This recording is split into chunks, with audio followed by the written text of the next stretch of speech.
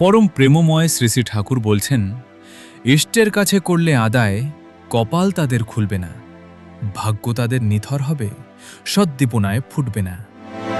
প্রিয় সৎসঙ্গী দাদা ও মায়েরা, মানুষের স্বভাবই হল চাওয়া। কখনো ধন চাই, কখনো সুখ চাই, কখনো বিপদমুক্তি চাই, আবার কখনো ইষ্টের কাছেও শুধুই প্রাপ্তির হিসাব নিয়ে হাজির হই।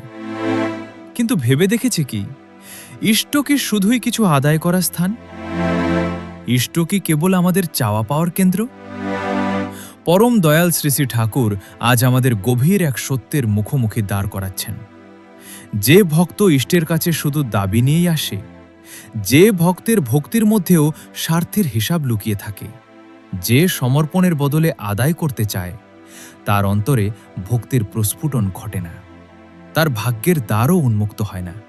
কারণ ইষ্টের সঙ্গে সম্পর্ক ব্যবসার নয়, এ সম্পর্ক প্রেমের, নিষ্ঠার, আত্মসমর্পণের। কপাল তাদের খুলবে না, ভাগ্য তাদের নিথর হবে। কি গভীর সতর্কবাণী!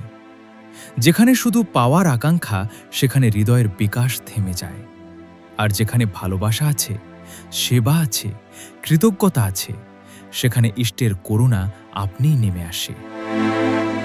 প্রিয় ভক্তবৃন্দ, ইষ্টের কাছে কিছু আদায় করতে নয়, নিজেকে উৎসর্গ করতে শিখি। প্রার্থনা হোক, প্রভু আমাকে তোমার যোগ্য করো। চাওয়া হোক, প্রভু তোমার ইচ্ছাই পূর্ণ হোক। তখনই জীবনের অন্ধকার দূর হবে, তখনই সদ্দীপনার আলো ফুটে উঠবে অন্তরে। আর পরম দয়ালের কৃপায় ভাগ্য হবে প্রাণময়, উজ্জ্বল ও কল্যাণময়।